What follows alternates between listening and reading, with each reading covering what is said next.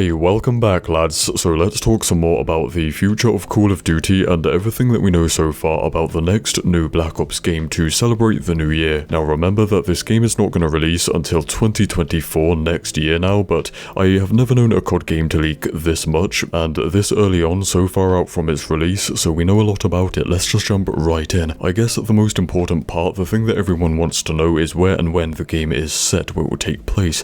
Well, the leak shows that the game is going to follow on from Black Ops Cold War and will go into a time period that Call of Duty has not really explored, the 1990s and 2000s, so going over stuff like Operation Desert Storm, the Black Hawk Down incident, the War on Terror, and all that great stuff. So in a weird way, it is literally historic and modern at the same time. Nice. Now we know that the game takes place here because it's basically confirmed by a lot of the content that has already been leaked out, like map and mission locations and even a long list of weapons that are all from this time period. So let's refresh our minds and go over the leaks again because it has been a while. I think it happened back during the summer when the testing begun for Warzone Mobile and people went into the files of Warzone and found all of this stuff, even images for Modern Warfare 2 before it released and the Black Ops stuff. So we have two images of multiplayer maps that I cannot show, of course. I'll just show similar ones, and the first map is codenamed Stealth and it's just a desert airbase with a stealth fighter placed in a hangar like this. The other map is much more interesting because we have been able to locate the real life location. It's a map called Pillage that is an Iraqi palace that belonged to Saddam Hussein and that was raided by US Marines in 2003, so yeah, that is like the main focus of the game, stuff like that.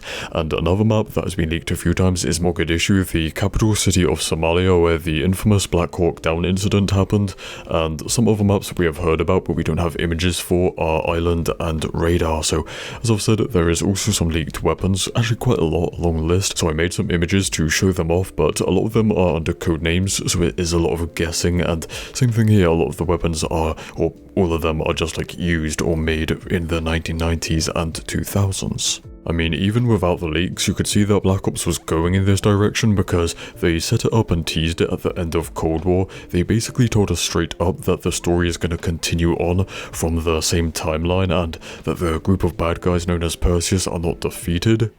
He was not the first Perseus, just as I will not be the last. Finish what you started on Rebirth Island. My broadcast was complete. I have changed the world, Adler. In ways you can't even imagine. And for zombies, it's the same too. The final cutscene shows us that the story will pick up 5 years after the events of Cold War, where Dr. Peck is looking to recover the Dark Ether missiles from the bottom of the ocean. Yeah, surely nothing will go wrong, right? Like, that's not going to cause another zombie outbreak, right? And also, of course, we had the reintroduction of director Richtofen, so no doubt that's going to be a huge part of the story and focus in the next Zombies game. Man, I just cannot wait for the return of Black Ops Zombies. It's going to be epic. I'm also interested to see how Zombies fits into that same time period as the main game, the whole Desert Storm stuff, Iraq War, and all that stuff that, you know, the US was involved in at the time. And also, it is a great environment for black operations and all that secret government stuff. I've no doubt that Adler and his task force with like Park and Sims, they're going to be the main characters of the campaign because at that point Mason, Woods and Hudson, the old Black Ops characters, their story has already been ended. It's already been explored in Black Ops 2, right?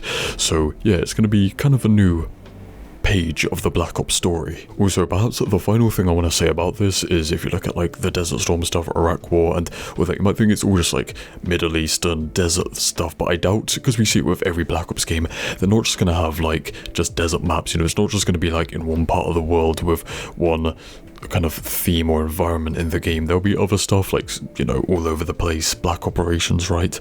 So yeah, that is about that, I think. So stay spicy and I'll see you in the next one. Cheers.